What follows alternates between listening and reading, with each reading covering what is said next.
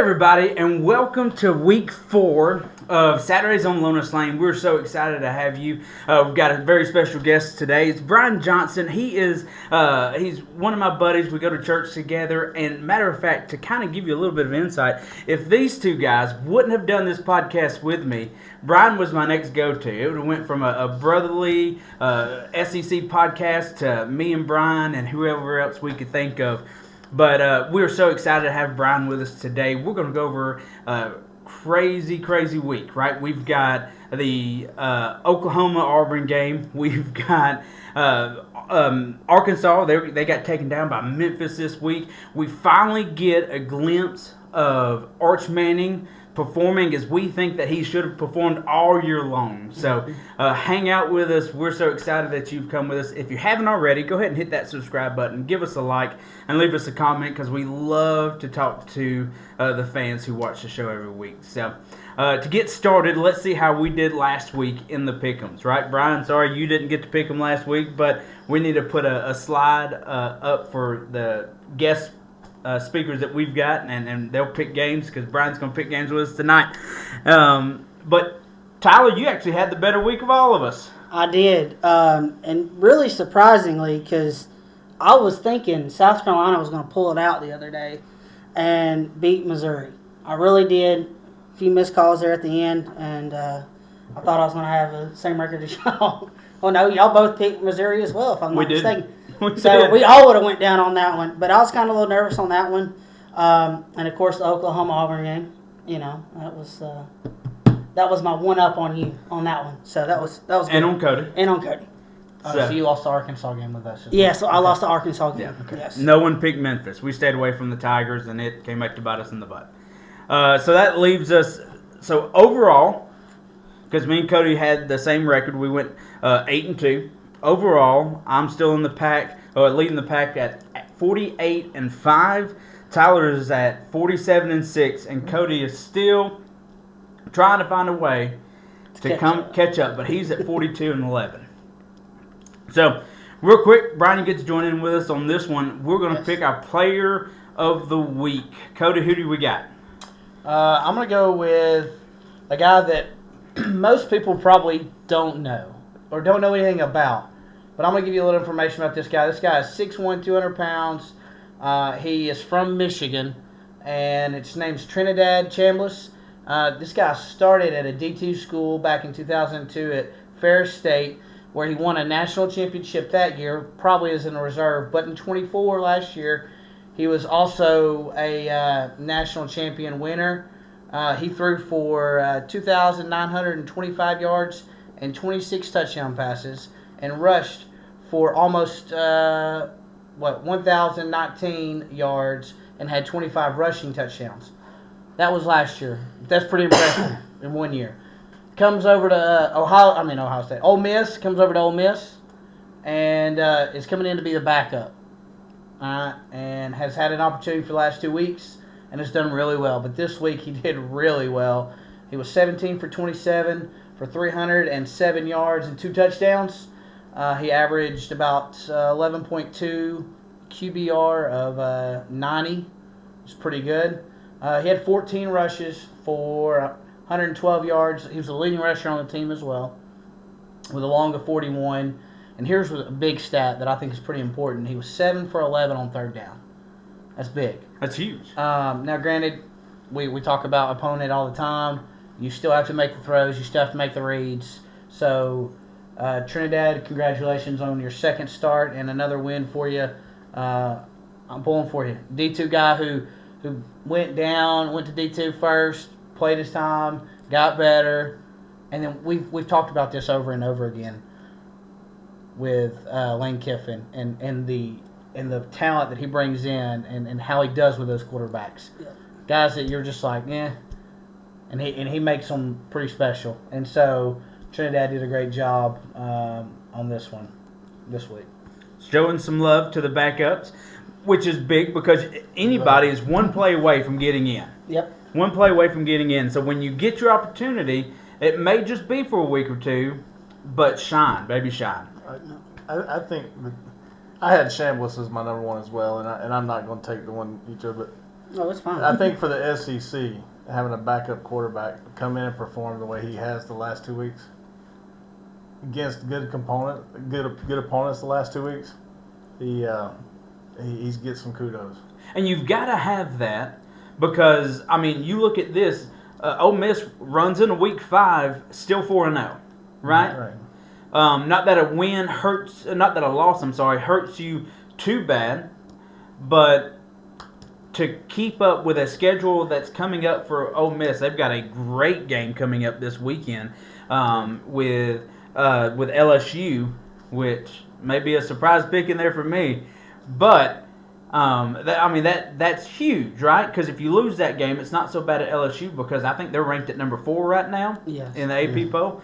So that's huge. Tyler, who'd you get? I picked Ahmad Hardy out of Missouri, a sophomore running back. He ran for 138 yards on 22 attempts, 1 rushing touchdown with 6.3 yards per carry. But that's not the only reason why I picked him. He has rushed for over 100 yards every game. And when they played against the Raging Cajuns, he rushed for 250 yards last week. Yes, he did. And that wasn't, I don't know if that was mentioned last week, if I recall. I think we skipped right over that. We skipped over that. So he's running the ball really well. He's got over 600 yards on the season with 6 touchdowns. And his last year's stats was 237 yards, or 237 carries on 1,351 yards with 13 touchdowns. He's almost halfway there, and he's in 4 weeks. Yeah. Yes. So I think hand the ball to him and watch him run it was awesome watching that on Saturday. So we all are in the school of thought that run the ball, open up your passing lanes. Yeah. You know, we're not this West Coast podcast, we're an SC podcast where we want to see dominance up front. And so having a running back is great. Now for me, just like every week, I'm going defense. I love defense. Defense wins championships, right? Offense may win you a game here and there, but defense is what's going to win you championships. And this weekend, I'm going a full defensive team in Oklahoma. I want you to understand, Oklahoma had 9 sacks, 14 tackle for losses. You can say whatever you want to about the officiating in this game, and we're going to, but when you're playing behind the sticks that often, and your quarterback's on his butt almost every play, you're going to have to do something different, right? And Auburn just couldn't. We're going to talk about the officiating, but kudos to the Oklahoma defense. It is a huge difference between last year and this year, right? It's not just about putting points up on the board. It's not just about what we're seeing in John Mateer putting up those high numbers in passing yardage.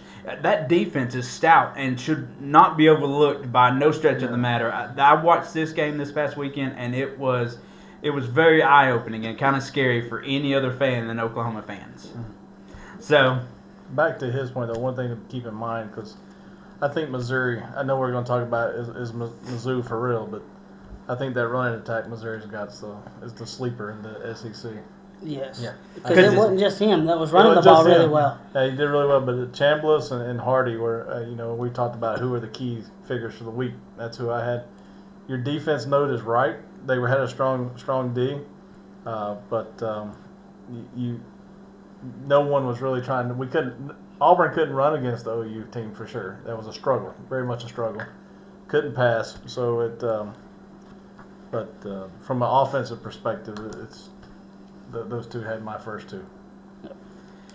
So to get into this week, we've talked about players of the week. We've talked about how we did in our picks. Let's look at some big surprises. What are some of the biggest surprises when it comes out of some of these cupcake games with Tennessee, LSU, Texas, Ole Miss, Vandy, and Mississippi State? Arkansas, Memphis for me. That's 2 weeks in a row. Arkansas has just self-destructed with turnovers and penalties. I mean, 7-yard line, getting ready to take the winning score of the game, you got to protect the ball, and to lose it that way, and to see all the other turnovers, that was just for Sam Pittman. I think that's the writing on the wall for his future. And we've talked a lot about Sam Pittman on the show, and just Tyler believes that if he can stay a 6-6 team, 500% winning percentage, which he has, he's going to be okay. I still think that. I mean, but he hasn't entered SEC play yet. Well, he's already lost to Ole Miss. He has lost to Ole Miss, and he's lost to Memphis. Memphis. So he's 2-2 on the year. Now, let's give Memphis some credit. They are considered, and they said it multiple times on the broadcast, they are considered right now as the group of 5 highest chances to make it to the college playoffs. Yes. In the USA Conference. Yes. If they win their conference, they've got the highest percentage chance to make it. Now, going back, I still think Arkansas had a big letdown, and you're right. Yeah, I mean, they had a 21-point lead. Yeah. Yeah. So it's just. My biggest surprise, and I've been super high on them, so I'm kind of shocked that I'm about to say this. Mississippi State. I feel like they just did not come in with the amount of focus that they needed to just put that game away and put it away early. Northern Illinois, I mean, they won. They got the W. We talk about that. Getting the win is important. But sometimes style points. And I thought that would have been a really good opportunity for Mississippi State to really put it away. They were down 10-3 at one point. Yeah. And Late in the second quarter. and to really get in there, get some backups in early, kind of get rested a little bit for the big game next week at Tennessee, against Tennessee. I really feel like that's kind of the biggest surprise. And I'm not going to say letdown, but it really is more of a letdown in my eyes, thinking how confident am I going to pick them. You know, I've picked them, and I've been behind them. Guys, y'all know I'm a big cowbell fan right now, but that worries me a little bit to not be able to just and Coach Chatton, if you're watching, to stick the knife in them and finish them. Well, but I think you look at a letdown game like that, it's very easy for them to look past this game and see who they've got this week in Tennessee. Yeah. Because you're going against Joey Aguilar and a Tennessee offense that is going to spread the field. They want to get downfield, and high-powered offense that you're going to have to match score for score, and I don't see many teams being able to do so. No. So I think it's very easy to look past that game to this week, but don't put your cowbell away yet. This week may not be a best week, but I still think they're going to win some in the SEC. I think Mississippi State is kind of in a maturation mode yet. It's still in a maturation year. Yeah. I like the energy of the coach. I like the youthfulness and the spirit that he brings to the game and the energy. But I think Mississippi State is still in a maturation process of really figuring out what their identity is. So my biggest surprise, it's actually a good surprise, was Arch Manning. The way he played, he came out and he played against, it was Sam Houston, but the previous weeks he has struggled against those cupcake games. I mean, he went for 18 for 21, 309 yards and 3 touchdowns, and he ran for 11 yards and on the ground 2 on his feet. So I think it's a good surprise. I wasn't expecting him to come out and play that well because he has struggled those past few weeks against the Cupcakes. So for him to come out and throw the ball around and run the ball, I mean, it was just 11 yards on running, but 2 TDs. I think he did good. I think it was a good surprise. I wasn't expecting him to do that. I was expecting him to struggle a little bit, but he came out and played really well. So I agree. We finally see Arch Manning do what Arch Manning is supposed to do. Yeah. The expectations on him for this year, you have, at the beginning it was a Heisman year for him, and all he had to do was go out there and perform, and he hasn't. His completion percentage is still a little bit down, but he threw for over 300 yards.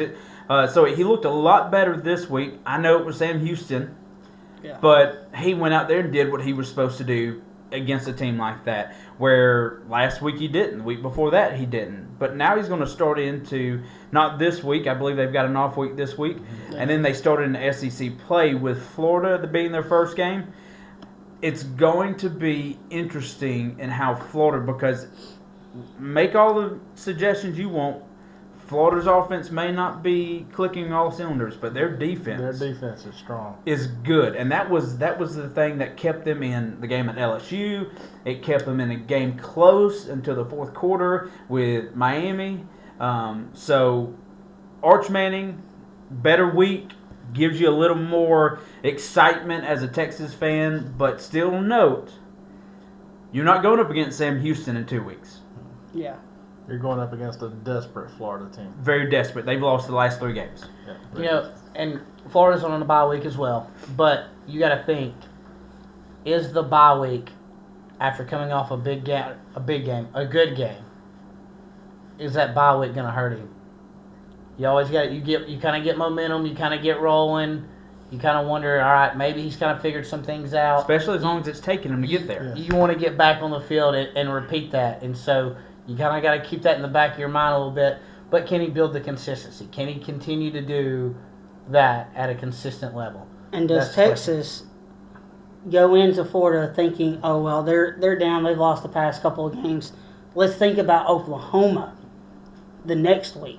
Do they do that? I mean, you go on a bye, and then you go play Florida, which is a struggling team, and do you start thinking about Oklahoma? The Red River rivalry. So, I mean, that's another fast with a speech impediment. Yeah. So, do you think about that? Does that go through your mind as a fan, a Texas fan, or even the players? Do you think that? The potential's there. Yeah. So they've got the players all across the board. They've got the receivers that can blow you out of the water. They've got the running backs, which you haven't seen very much of, surprisingly. Usually when a quarterback is struggling, that's where you want to go. Is kind of behind the 8 ball and run that offense. Yeah. They haven't done that, right? Right. So let's get past that. We've all talked about Missouri. Cody, his quarterback. Brian, their quarterback was your pick. Running the ball with Tyler over here. Is Missouri the real deal? Cody, tell us the coming up games. Give us the next 3 games for Missouri.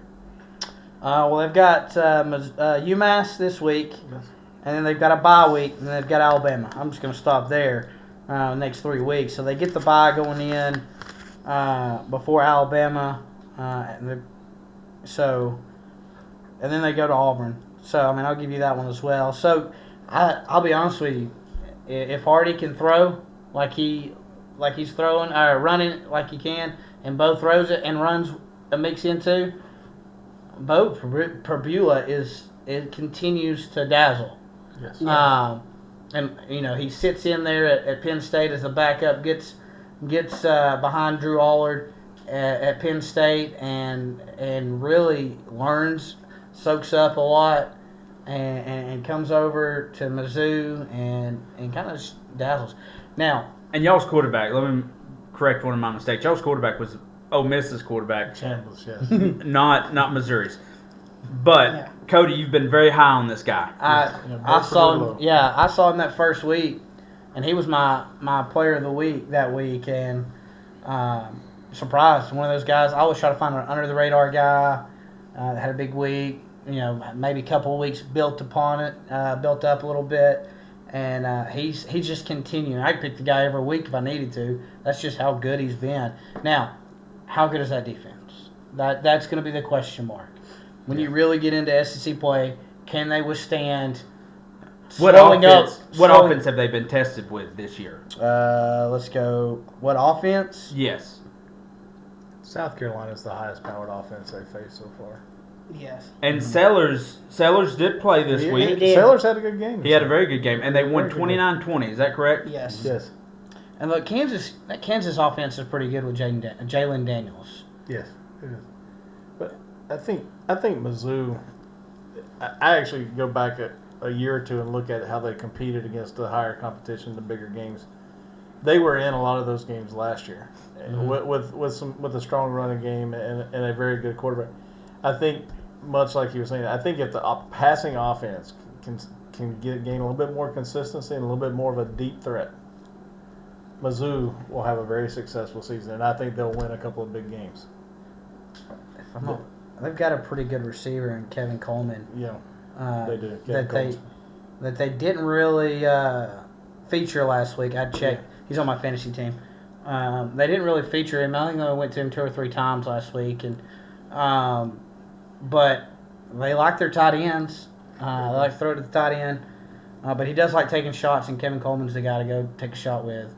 That running game's going to open up the little play action pass plays and bootlegs. It's going to open up the pass significantly if they keep that up in the big game. Because you're going to have to play 7 or 8 in the box to stop them. They got to. So we're talking about, Tyler, we're going to get you in on this. What does the running game do defensively? If you've got a team that can run the ball against you, what do you have to do defensively that to combat that, or do you do anything and just hope that they figure out they need to throw the football? Well, I mean, like you said, you're going to have to crowd the box a little bit. Bring an 8th man. Bring in an 8th man and more of a spy. But you can't spy because you got a good quarterback. I mean, he's going to run the ball too. If I'm not mistaken, he ran the ball for 72 yards on 9 carries. So you can't spy. I mean, it's just that type of offense that they're going to run the ball and they're going to do it well. Jamal Richards, he ran for 76 yards. Bo ran for 72. Coleman only ran for 1. But, he threw for 171 yards too. But their offense does. But 287 yards total offense running game. It's hard to say. I mean, you can't really say crowd the box and then want them to throw because he can still throw it. I mean, you 4-3 and you kind of have a safety spot. There's going to be a lot of blitzes. You have to blitz a lot. That safety come down or that corner come in and that safety roll over. I mean, to cover that receiver, you have to disguise a blitz, though. You're going to have to disguise that 8th man if you're going to do that. Because he's reading the defense well. So once you get that 8th man in there, he's like, all right, cool, I can throw it now. So if you're going to crowd the box, you better have that disguised really well and bring it in late, right before the snap, or he's going to pick you apart. Yeah. Any defense that faces them right now is going to have to play honest. They're going to have to play their roles and keep and do their jobs. They can't try to overexcel and be Superman out there on the field. Yeah. The defensive ends have got to do their containment and not go too far upfield, or he'll cut inside on them on a pass rush. And he said it right. The safeties, the give and goes, the stop and goes. That running game gets going. They could have some big pass plays. Now, Brian, we haven't mentioned this. He's a former college football player. He played linebacker. I'm not even going to try to mention the college's name, but it was Gardner Webb. Gardner Webb. Gardner Webb. So we were talking. His last game was 1990. 1990 was actually my last game. 91, I was injured in spring practice and was out for 2. But 1990 is the last time I played an official college game. So defensively, he's very smart, very intelligent. Mm-hmm. So when it comes to knowing a defense, Missouri, they haven't played much. They did play South Carolina. South Carolina's defense isn't the strongest SEC defense.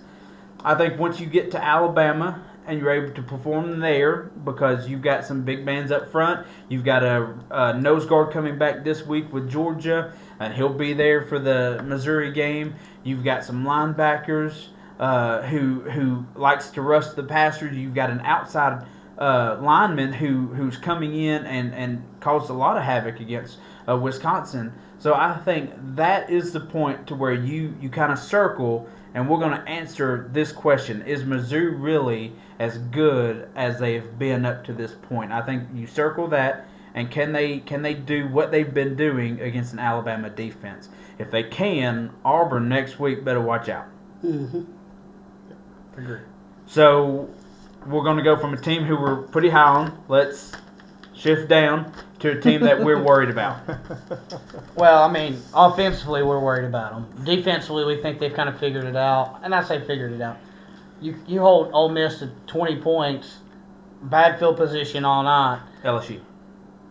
Yeah, that's what I meant. LSU, thank you. LSU to 20 points and 27 to a Miami team that's been scoring at will. Yeah. their defense is fine. The real question is, can the offense get going? Now, we know who calls the plays on offense, right? Yeah. Billy Napier. Everybody knows the head coach is calling plays. Sometimes that works. A lot of times it doesn't. Nope. And I think this is one of those instances. They've got a bye week. I think they've got an offensive coordinator that can probably call the game. And let Napier manage. And let him be the manager or the head coach like he should. I think he should have input. But I do feel like they're getting held back a little bit in some aspect on that offense side of the ball. Have to be. Your quarterback is too good. You've got a really good running back in ball that I mentioned last week. I think he is a tough runner. He's a big physical back that can catch the ball. And I was pretty impressed with him. But they have to get going. At some point, they had 25 yards up until the last minute and a half going into halftime. Yeah. 25 yards. Yeah, 25 yards total offense in the first half. I can't. When I watch them play, I see the players and I see the effort, but there just seems to be some discombobulation amongst the whole team. The offense just doesn't seem organized. Yeah. You see blocks being missed that should be made, and it's like they know that Lagway is a good athlete, that he's athletic, that he can run the ball, and he can get out of trouble. It's almost like the O-line is not giving 100% effort because they know they got somebody behind them that can run. Yeah. I mean, that's what I see. I don't see a team offensively, from an offensive line perspective, that is giving effort. That's my number one takeaway when I watch them. And because if you go back to the Miami game, Miami's got a good defense, but just think about how many times he had to scramble. Yeah. It wasn't too far from being like the Oklahoma-Auburn game. They just didn't get the sacks, but he had to run and scramble. How many times did you see him 15 yards off the line of scrimmage trying to throw a pass? Because and you can't win that way. No. So their offensive line has got to come together and get rid of the disorganization amongst themselves to be successful. Because DJ Lagway only threw for 61 yards. They only had 80 yards of rushing. Yeah. And Lagway had -8. Yeah, they were like 24 yards in the first half or something. So like the offensive line, like you said, the offensive line is just not giving 100%, I don't feel like. I don't believe DJ threw an interception this week, though. No, he did not throw an interception. He did not. But what was his completion per attempts? 12 for 23 with a 24.1 QBR. So almost 50%. Yeah. Yeah. And probably some of those are throwaways. Yeah, a lot of those are throwaways. So it does hurt. But you also, I mean, we're looking at receivers that's got to get open too to help him out. But he did. He looked like he was under duress most of the night. It very much so surprising of how good that defense was. Even saw a Ray Lewis dance sighting from Miami Hurricane defense. Yep. Love it. Yep. Absolutely love it. Michael Irvin sighting too on the sideline. There was a Michael Irvin. Oh, I bet his arm is tired. I mean, he was going crazy over there. So, But Florida has lost his last three. They lost to South Florida. They lost to LSU. They lost to Miami. They're going to play. It's in a bye week. They're in a bye week, but their next two games are still Texas and Texas A&M. Who was their first? But their first two games were pretty much cupcake games. Well, just the first game. Just the first game was Long Island, and then they played South Florida, which is supposed to be a cupcake game. But they're not even performing. The offensive line wasn't even performing there. no. It's been so that they got some homework to do. But if you remember correctly, this was Florida last year. Billy Napier was on the hot seat. No one thought he'd make it through the season. They turn it around. They win 5 of the last 6 or 7 games, and he keeps his job. We do have to go back and look. Lagway got hurt at the end of the season. Mm-hmm. Didn't play any in the spring. Mm-hmm. Gets hurt in fall camp. And really, up until the first game, they really weren't sure if he was even going to be able to play. So he gets a bye week, maybe gets a little healthy. He might still be banged up a little bit. Maybe make an offensive coaching change to make some help with offensive calls, and move the pocket a little bit. Let DJ get outside the pocket a little bit. Now, did you say that Miami and Florida State play? I think that Yes. there's a bye. I think No, they play. Yeah, they have a bye because they play on the 4th of October 4th. Hmm. We may give you a little bit of insight to that one because that's going to be a good game. Mhm. I'm excited about that game. yes. I know we're SEC, but we get excited about good football, and that's going to be good football. So stay tuned with that. Not next week, but the week after. Well, not this week, but next week we'll be talking about it because they've got an Yeah. off week this week, right? Yep. So now we intentionally didn't do this first because we didn't want y'all to tune in and then completely cut out after this. But Jill Good, I want you to understand. I went with you. I talked about Auburn. I talked them up. I hyped them up. And Auburn let me down. Now, Oklahoma won this game. But the question mark is officiating. Yes. 100%. I'm going to jump all over this because I was first half I was done for. And guys, listen, it's not often that I yell and scream at a TV like I was doing for an Auburn football team. I'll just be honest with you. It's not something I do a lot. Well, we don't like. Here's the thing, and I want everybody to understand. We all have officiated our own share of games. Yep. We've umpired. We do not like to go and attack umpires because the human error is out there. We understand it, but this goes a little farther and beyond just the normal missed call. You can say whatever you want. It goes both ways. Guys, it doesn't. This did not go both ways. You get all the big calls wrong, and every single one of them goes against Auburn. Every single one of them. Guys, we'll start at this one. That catch was a catch. It was a fumble, and it was a touchdown. 100%. I don't care what anybody says. The guy caught it. He had two hands on it. He makes a turn upfield. 3 steps. It makes a turn upfield and gets tackled. Now, Bobbling the ball, going down. right, but he had But he two had taken hands. 3 steps before it bobbled. He Yes. had two hands on the ball. He don't have to put it away. This is a reception. You see receivers running down the field all the Yeah, time, you see end zone catches like this all the time against the helmet. so you don't have to put it away. ABC, I'm a little upset with you because when they're doing the whole review, the broadcasters are saying, well, is it a catch? Is it a catch? They don't focus in on the catch. They're focusing in the whole time on after the catch and then the tackle coming. They don't really show much of it.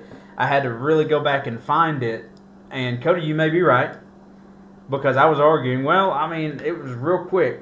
It wasn't. No, it wasn't as quick as you thought because I went and looked at it too. Taylor and I argued a little bit, and he thought he got hit as soon as he put his hands on the ball. Now, he had a few steps. I think he had 2 or 3 steps before he got touched. Yeah. So, that's me. Granted, now, there were a lot of penalties early for Auburn. They had a lot of penalties. I believe there were 17 enforced penalties in the first half. Yes. Yes. Big mistake on a punt where it was a bad snap, didn't catch it. Oklahoma gets the ball inside the, 20 or 30? Yeah. It was crazy. It was crazy, yeah. Busted coverage. Now, this is the other one. This is the one that SEC's already come out and said. Busted coverage on for the first touchdown. Was it a penalty? SEC has already clarified that for us. Yes, it was. Pull it up. Tyler, pull up what the SEC put up. I sent it out in that message In our group chat. in our group chat. Pull it up, read it, let the people know. You want me to read the one that has dyslexic and reading comprehension disorder? You want to read? Messed up dyslexia. I know. In Saturday's Auburn at Oklahoma football game, with 10:50 remaining in the second quarter, a pass was thrown to Oklahoma, number 5, resulting in a touchdown. Oklahoma 5 participated in the previous play, which was a first down from the 22-yard line. After the first down play was completed, Oklahoma, number 5, continued towards the team's sideline. Offering himself up for substitution. Never went to the huddle. Never went in the direction of the huddle. There was no huddle. It was a... So that's why they didn't... That's... Okay, we'll stop there. But stopped just before reaching Oklahoma's sideline. NCAA football rule 9-2, Article 2 is labeling unfair tactics, which paragraph B stating, no simulated replacement or substitution may be used to confuse opponents. No tactic associated with substitutions or the substitution proceedings may be used to confuse opponents. This includes any hideout tactics with or without a substitution. The officiating crew did not properly intercept the actions as a hideout tactic. If properly officiated, the second down play would have resulted in a team unsportsmanlike penalty of 15 yards assessed from the previous spot. And that play was that was 2nd and 12, Yes. right? Mm-hmm. So it would have been 2nd and 37 instead of a touchdown. That's a 10-point swing. And between this play and the fumble Yeah. touchdown cancellation, that's a 14-point swing. It's a 14-point string, but you also have Hugh Freeze on the sideline screaming, timeout, timeout, timeout. Well, if you recall, Baker Mayfield did that in the NFL a couple years ago.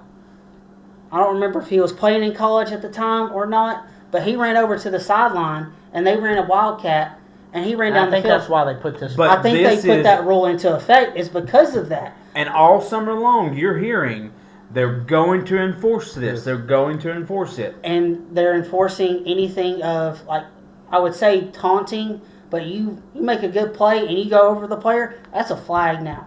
And they're throwing it quick. It is. But another thing that I saw, now there was holding on both sides. That's a typical. The left Oklahoma tackle on Oklahoma held just about every play and did not let go. It wasn't called. Auburn, same way. But there was 2 pass interference calls that were not called. One, horrible. JC, it beats the Florida State-Alabama National Championship one where you throw out there. But nonetheless, it was real bad. Now, that was on the 2-yard line. Same drive. You have another one in the end zone. Yep. Yes. And not as obvious, not as blatant, not as upset with the no call, but when you don't get the one where the official is turning around and not in a good position, trying to get out of the way of the ball, but you still have 2 back judges that's got to be watching that as well. And then you get this one in the end zone.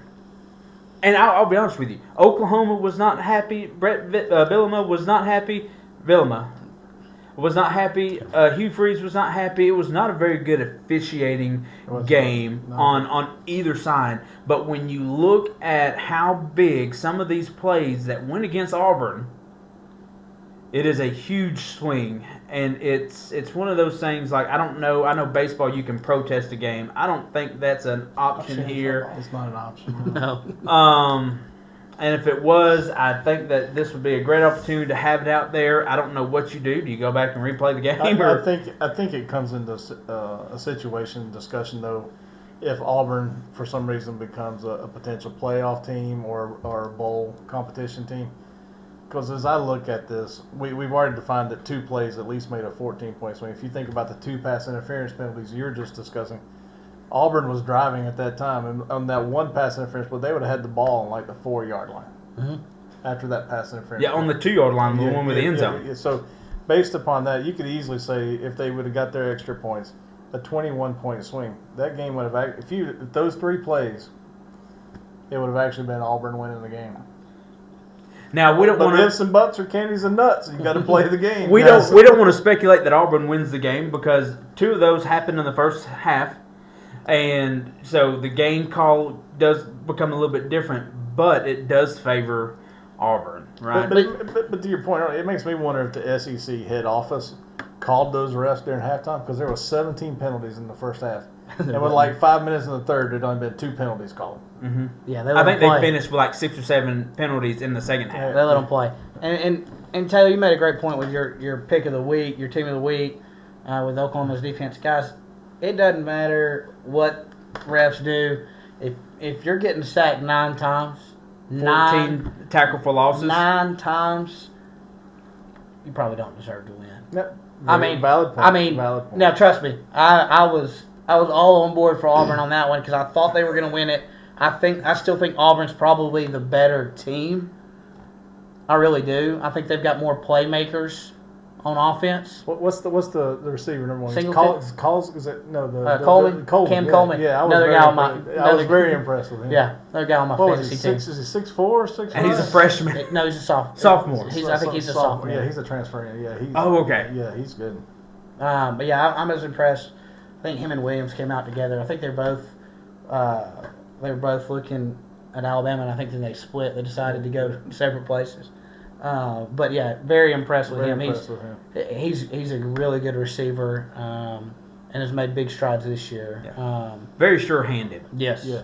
And Singleton, the transfer from Georgia Tech, looked very well. He had some big plays. Yeah, he did. Had a few. Opposite side of the field from him. Yeah. I've got that one down.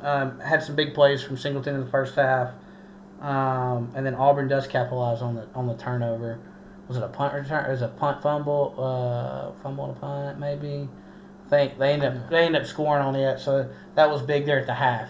I think make it 10-10. Yeah, 10-10. Yeah. So, let's put week 4 in the books, right? Yep. It's wild. You finally get the high point of arch that you're expecting. You finally see Missouri really coming into its own, and we're all happy about that. Florida, I almost think your season's just about over. You've still got a gauntlet. It's going to take a miracle to turn it around. Oklahoma, you're still trucking, right? You're 4-0. I believe they put you in the top 5 Maybe, I can't remember. in the AP poll.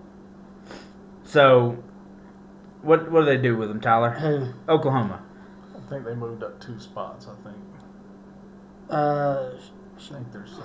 I think. They don't play this week, so I have to go to week 6.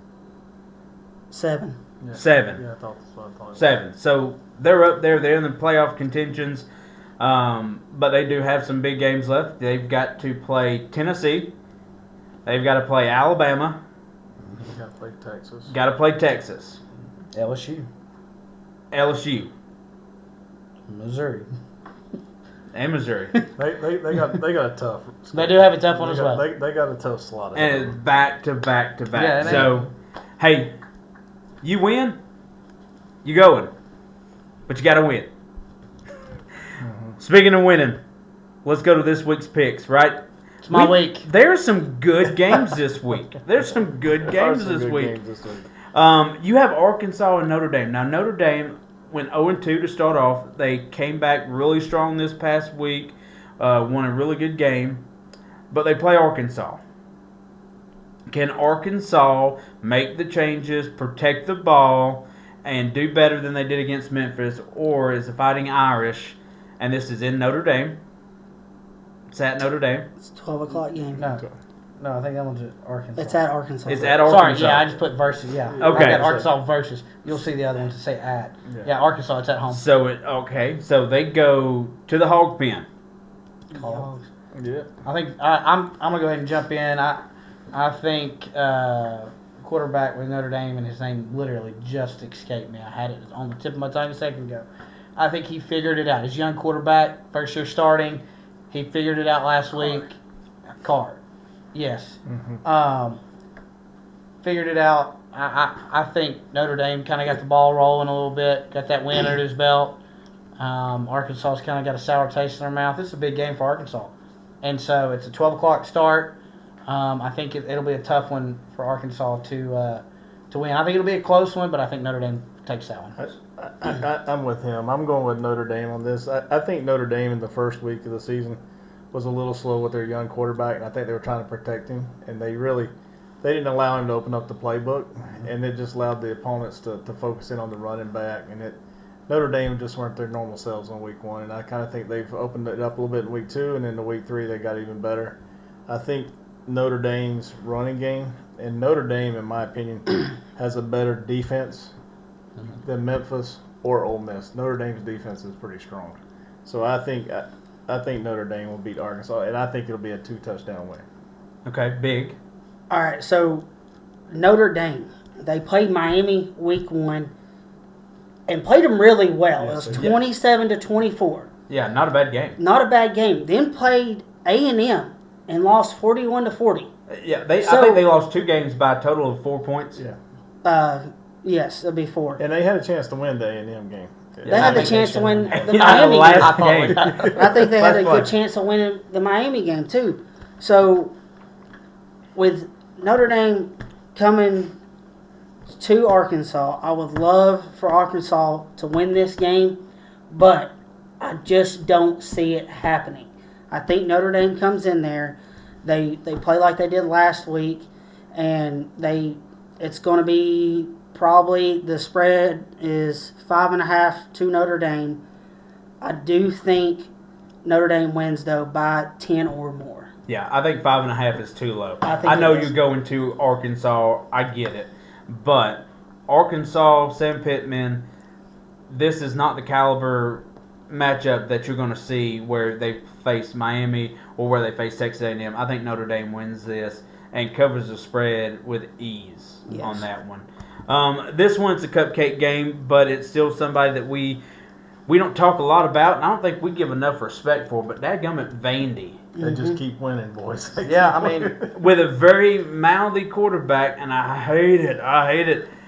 But he is backing it up. Yeah. He is. This week they play Utah State.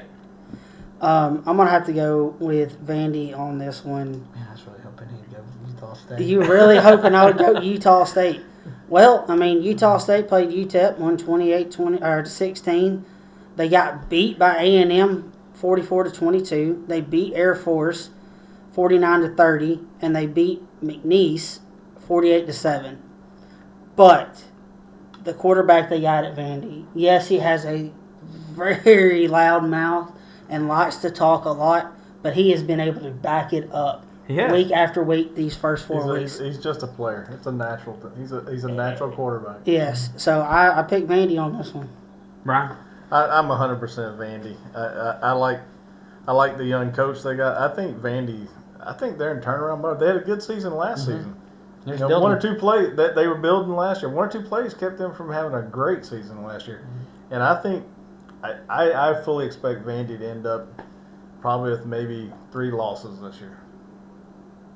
And that's Tennessee. Which is abnormal for Vandy's Yes. history, I right? think Yeah. Vandy's a strong team, and I think Vandy. I see this. It's a cupcake game. I think Vandy. Well, you seen how many points they put up this weekend? It was a major blowout. 70 points. 70-some points. Yeah.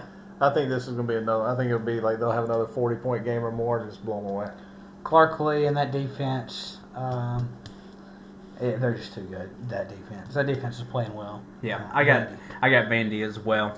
This is a good game and a very interesting game because we see LSU. They open up the season to beat Clemson in Clemson at Death Valley over there, but then we see Clemson struggle with their cupcake. Then they lose week 3. They lost to Syracuse this past weekend in a kind of weather-delayed game. And then LSU, they play Florida.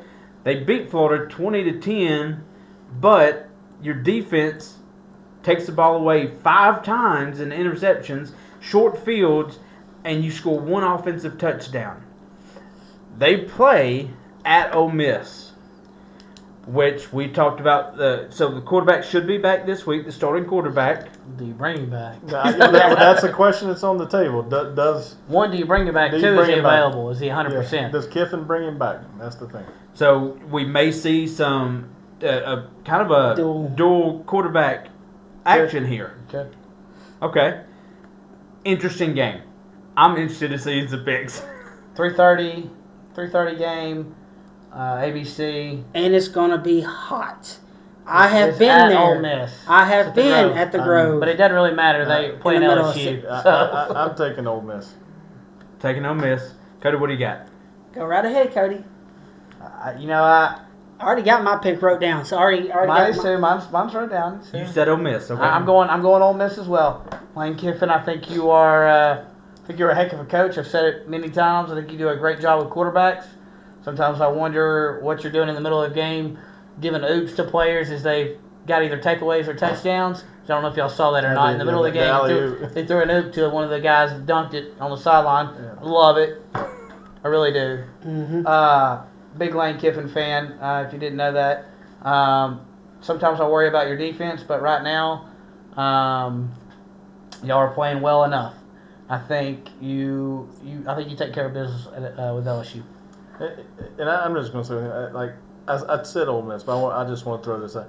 I like Jim Kelly. I liked him when he was at Notre Dame. I've liked him I like him as a coach. But to me, I just get a vibe that there's something not 100% clicking with LSU. Well, They've Nussmeier is still hurt. He's still hurt, but even at that, like you said, the defense had all those takeaways. Like you only convert one scoring drive out of that.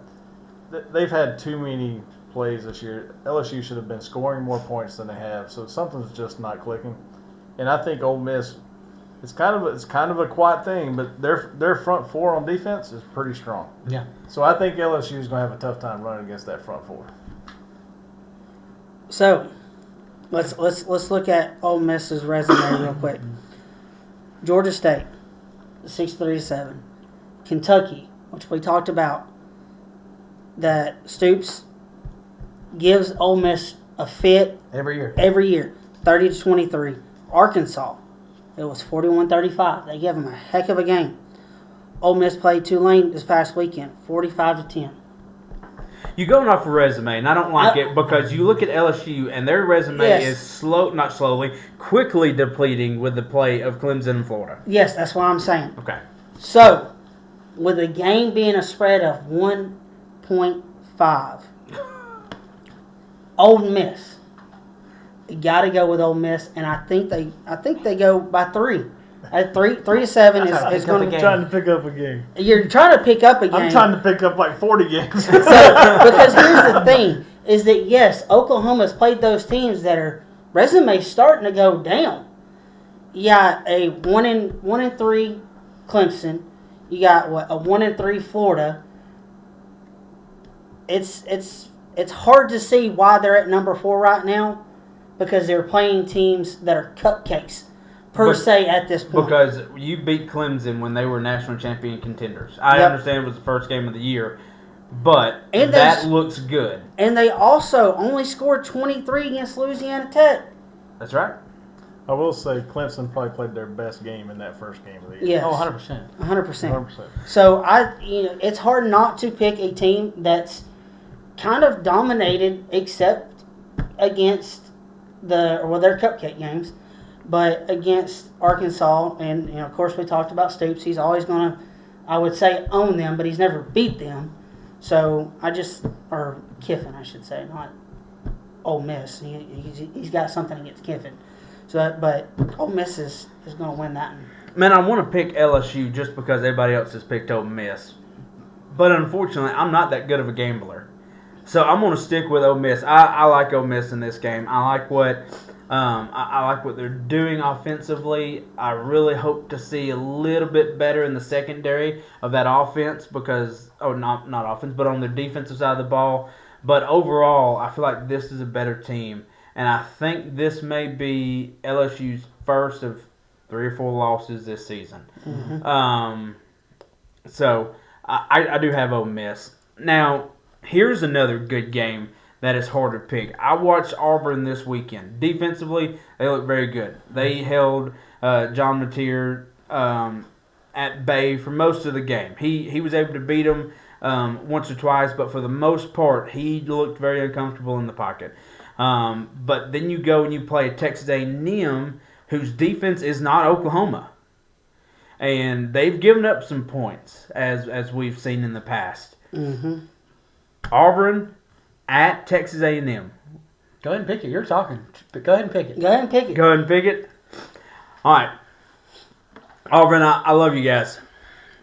And Brian Macy's probably watching this. Macy graduated from the University of Auburn. Jill, you ain't going to get me twice. Fool me once, it's on me. Fool me twice, absolutely not. I'm going to go with A&M. I think A&M's offense is strong. I think they've got an offense line that's a little bit better than Oklahoma's. What worries me with picking A&M is their defense is not as strong, and Jackson Arnold is looking very good for this year. Mm-hmm. Other than getting sacked 9 times and just looking uncomfortable, I think Texas A&M needs to draw up that kind of intensity in their front 7, but I'm going to pick A&M in this game. I'm gonna Not because Macy went to Auburn, and not because I paid a lot of money to Auburn.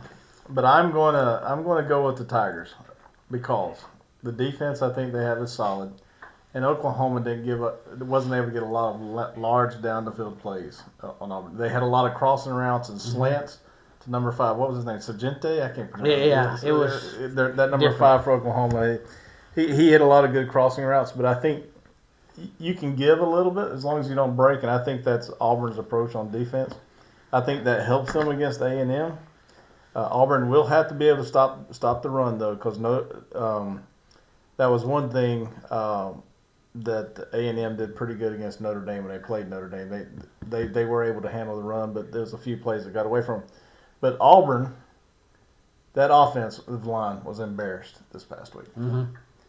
Yeah, I would hate to know how they're being brutalized by their coaches and getting prepped for this next game. Yep.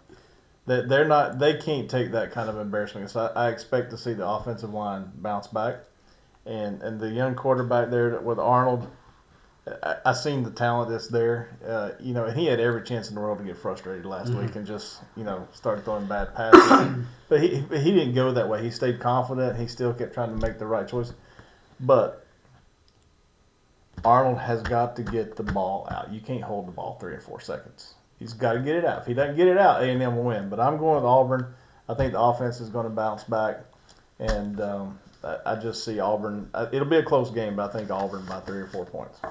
DJ Durkin at Auburn has got that defense playing pretty well. He came over from Maryland. He was at Maryland as the head coach there for a little bit. He's over there now at Auburn and doing a really good job with that defense. I think it's pretty young defense, if I'm not mistaken. And you talk about the offensive line for Auburn. I don't know if you know this or heard this at least once. But when their starting center went down, they had to bring in a 17-year-old. Yes. 17-year-old in 28 days. 17-year-old, that's about an hour down the road from us. He played at Cass High School. Yes. So that was pretty cool. Another guy, kind of a local guy for us that we kind of throw out and talk about. That was pretty good, and he kind of held his own. Then they took him back out. He did have that false start one time, but it was loud. But with all that being said, I think A&M kind of brings the pressure up front, a lot like Oklahoma did. They've got a really good physical, athletic front seven that can really get after the pass rusher, I believe. And I think if that O-line doesn't fix something quick, I think Auburn will have a hard time. I'm going A&M. Okay. I want to pick a game up on both of y'all Thank goodness. because I am going to pick Auburn. Attaboy. Jill would be so proud of you. Jill is going to be proud of me if she watches this week because I went against Auburn last week and picked Oklahoma. Now, like we said, Oklahoma's defense has given up quite a few points. They're coming off a bye week. A&M. What did I say? Oklahoma. Sorry. A&M is coming off a bye week, and they've given a lot of points up, even their 2 cupcake games. I think, and we just talked about it, did the refs help Oklahoma beat Auburn? I think so. So I'm going with Auburn. I think their offense will be explosive. I think this week, like Cody said, or I guess Brian, right? Brian. Hey, short-term memory loss. I got been called a lot worse. So Brian over here it said, I believe their offense, they're getting beat up, and I'd hate to see what they've been told this week. But I think Auburn's going to win that game. Now, but the spread is A&M 6.5. one qualifying point I'll put into that discussion. This is why I think it'll be a close game, and Auburn wins by 3 or 4. But if it comes down to a field goal at the end, we did learn last week. Though I really like how McPherson has been owned by his team, supported by his team through all the medical conditions. But they did show that they're limited once they get past 45 yards on a field goal because they brought in an extra kicker, and that kick was not even close. It wasn't even directionally. He shanked it hard. So that does concern me for Auburn if it ends up being that tight of a game and it comes down to a field goal to win it. But other than that, I'm still with Auburn. So this is also a good game. We're high up on Mississippi State. We want to see Mississippi State do good. We want to see them in the top 25. But this week they run into one of the SEC's better teams that we saw go up against Georgia, and it's Tennessee. Cody, I want to know your pick because you've picked against Tennessee twice. Once you got bid on, second time it's 21-7, and you're thinking, I knew I should have went with Tennessee, and luckily Georgia pulled it out. But are you going with the Vols, or are you going to stay with the Cowbells, who you've been so high on all year? All right, so kind of going back to earlier in the show where I talked about how Mississippi State was kind of my letdown for the week. Even though they won, they're still kind of my letdown. It was kind of being hard to pick them. I think they're almost there. I'm not sure that they're going to be able to slow down the fast-paced offense with a run game that is still very impressive. And I was looking at their running backs. They've got that running back transfer from Duke, and I can't his name once again. Terrible with him. I didn't write it down. He really has impressed me with Tennessee's running back and the passing game. I just think that Tennessee's offense is going to be too strong for Mississippi State to slow them down or even stop them. But I do think Tennessee's defense is going to be good enough to slow Mississippi State down. I don't think they stop them. I think Mississippi State's got a good offense. I think they slow them down. I think that's going to be the difference. And it may be a 2-score game. I'm going with Tennessee. I'm also going with Tennessee, and I just had his name pulled up, Cody, and then I forgot what it was. Thomas, it was the running back. Okay. He's got 272 yards on the year.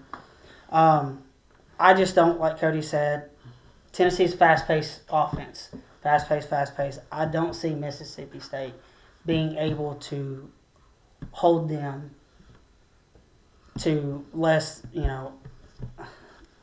I think there's going to be a lot of passing and a lot of rushing against Mississippi State, yardage-wise, from Tennessee.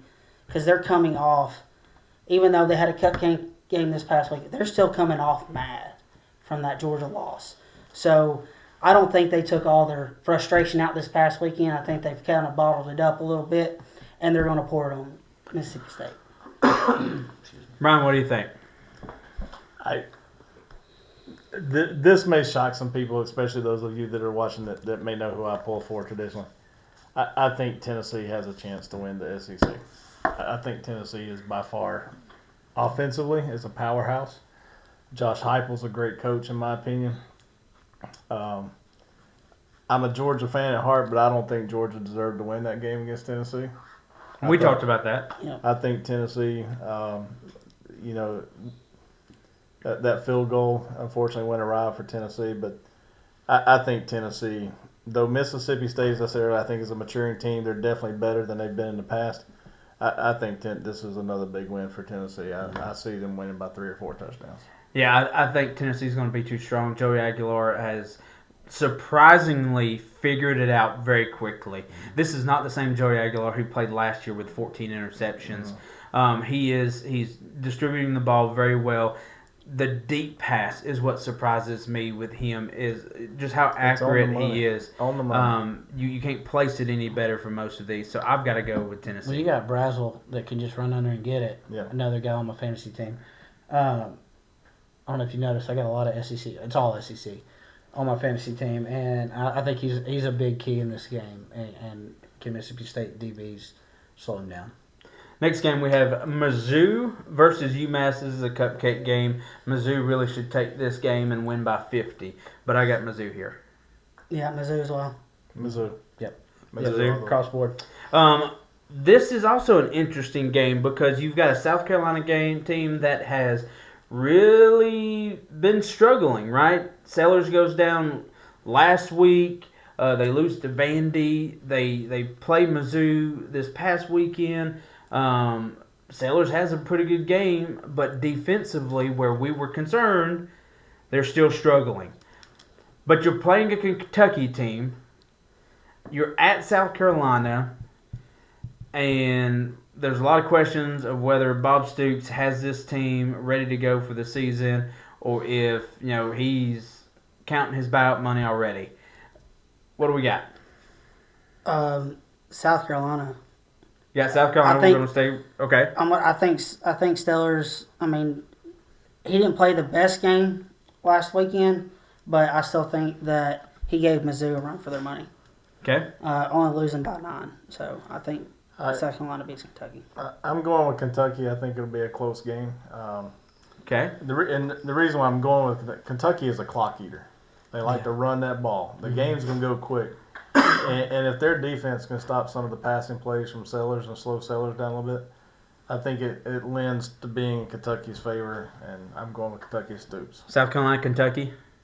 I'm going to go with South Carolina on this one. I do think that the defense with Stoops, and he can do what he can draw up against against teams that are normally more athletic than him. He he kind of excels in that stuff. But there's some world-class speed on that offense side of the ball for South Carolina. And if Sellers has time in the pocket to sit back there and throw it, I think that will hurt Kentucky in the long run. Now, I'm a firm believer that as long as Sellers stays healthy, they're going to be okay. So I think that's a key point. If Sellers can stay healthy this game, I've got South Carolina winning this game. But if something happens to Sellers, this game could really go bad for South Carolina. Yes. But that's almost every game this year.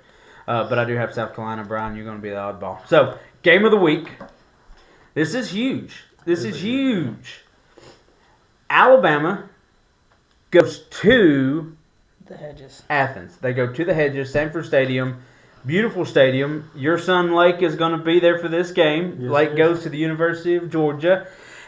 So you have this matchup. It's a 7:30 matchup. Does anybody remember the last time Alabama went and played a night game at Athens? 2015.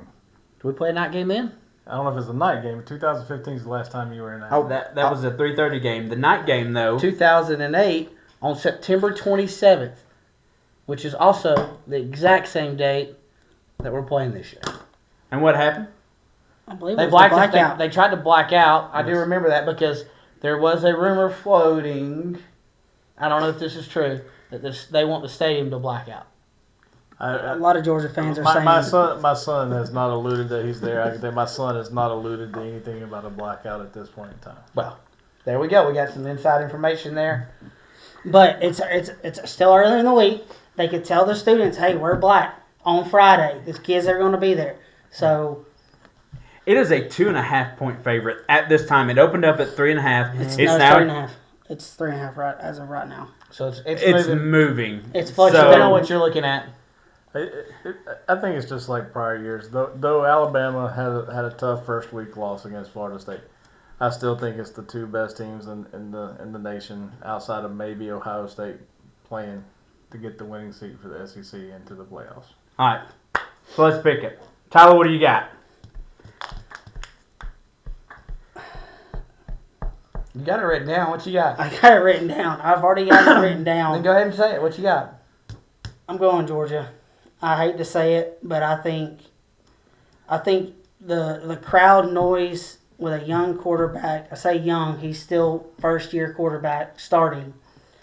Ty Simpson, and a lot of these players. I mean, the Hedges is a loud stadium, just like in Knoxville. At night with At those night lights. with those lights. I think it's a 3.5. I think it is going to be about a 3.5 point favorite on Georgia. I think they win by 3. Brian, what do you think? I think for the team, excuse me, I think the team who has the best performing offensive line is going to win this game, whether it be Alabama or Georgia. I think both have solid defenses. The defensive backs on both teams are going to have to play good, secure defense, and keep the receivers in front of them. I think that's the tactic to whoever's going to win. But I'm going to give you something that I haven't heard mentioned yet, just through our discussion before we started, and you and I in other chats. Alabama made us look silly at UGA last year. You guys wore us out. You were At up Tuscaloosa. at Tuscaloosa. You were up by like 4 touchdowns before we were even on the board. So I think there's even a little bit of revenge factor for Georgia this year and being at home. I like Gunnar Stockton. I think the team supports him much better than the team supported Carson Beck last year. And I think he brings a different element that Georgia hasn't had since Bennett left. And so I'm going with Georgia, but it depends on this. Branch is going to have a big game. Zachariah Branch is going to have it. Mm-hmm. And I think Delp and Bell at tight end position are going to be critical, and we can't have drop passes because Bama UGA is just a special game. Every game, if you think about the last 7 games that they've played, between the last 7 games, only 2 of them have been in Tuscaloosa. One of them has been at Georgia. The others have all been in Atlanta at a neutral site. So it's just the game of the year. It'd be interesting. But I'm going with Georgia, and I think it's going to come down to a field goal to win it. Cody? This is we all know this is a tough game just to pick because you've got 2 really good teams, historic, good teams this year. I think Ty Simpson. We hadn't really mentioned yet. And we got Ty Simpson who's starting to get comfortable in the pocket, throw the ball, even running the ball a little bit. We know he can run. He was a number 2 dual threat quarterback coming out when he came out in high school. We do get Alabama gets Jam Miller back, so they get their starting running back, and already a pretty talented backfield. Alabama gets the defensive line back. They get some help there on the D line. They're starting nose tackle. What scares me with this game for Alabama is Gunner's legs. Can Alabama, and Alabama's struggled, and we've all known, everybody knows, Alabama has struggled in the past with a quarterback who has some ability to run. That's what cost them with Florida State. So, can Alabama get that corrected after the bye week? With 4. Yeah. With up front 4. Can you contain them in 4? Can you do that? And I don't know. We've not shown that we can do it yet. Womack has not shown that he has the defensive game plan to be able to do that. And so it scares me to pick Bama for that main reason, and I'm going with Georgia. What am I seeing here? You've got Ty Simpson, who has the highest completion percentage in the past 2 games that he's played in the SEC. You've got Ryan Williams, who finally went over 100 yards. You've got all kinds of receivers. You've got Jam Miller coming back. You've got an Alabama team who may not lose again after this weekend. Because only one team can go into Knoxville, go down 21 points and 7 and say, hold my sweet team, watch this, and beat that team in Knoxville. Hold my sweet team, watch this. Gunner Stockton has the game of his life, and that's what it's going to take. It's going to take Gunner Stockton having the game of his life, and I believe he can do it. It was the week 1 that we opened up this podcast where I said Alabama and Texas both go to Athens and both lose. And I'm sticking to it, baby. I think Georgia wins, and I think it's a close game. I think Ty Simpson continues to have a great season, but you're playing a Georgia team that is also able to move the ball very well outside of running the ball. You really are going to have to rely on Jam Miller, and is his legs going to be there to go 4 quarters? Because 2 weeks ago in Wisconsin, they had how many rushing yards? Not many. 28? Yeah. It was not good. It was not pretty. And so for that, I'm going to take the Georgia Bulldogs. Hold my sweet tea. Oh, my goodness. Hold my sweet tea. That's a surprise, guys. it is a surprise, but it's... So, what can we think? Guys, here's the thing. We appreciate y'all if it happens, sticking around and watching this. We want to appreciate our sponsors with Lonus Legacy Cattle, Brittany Sweet Treats, and the Triple C Property Partners. And So, Rose. The Rose House. Don't forget about the Rose House. Rose House with the intro. Tyler, thank you again. Yes, thank you. For doing that for us. We play it every week. Y'all hear it. If you hadn't already, go on Facebook. Go to Rose House. Check his Facebook. Like it. Go check out his videos. He's got some good ones out there. Guys, that's all the time we have for today. Enjoyed it, gentlemen. Thank you. Yeah, Thank thank you very much. thank you, Enjoyed it very Brian. much. We really would love to have you back. Great knowledge with Brian here, and we do appreciate him. We want to thank your wife for giving us some time to have with you. Brian they went on a cruise to Italy and bought a rug while they were over there, and it got delivered tonight. Some Turkish gentlemen were bringing it, and they were supposed to be at the house at 6:30 to 7. 7 o'clock, they were still an hour away, and it's a little uncomfortable having Turkish guys come into your house at 8 o'clock at night. Yeah. So we appreciate him. So, and we appreciate you guys. Thank you for watching. Thank you for staying tuned and being faithful to us. Watch this. Hit that subscribe button. Give us a like and leave us a comment with what you think. We will see you next week to talk about this Georgia-Alabama game, and we'll see what just happens here in just a few days, all right? All right. Y'all have a great day. Remember, it's always Saturday on Lowness Lane. Y'all have a great day. A great y'all. day. Thank you.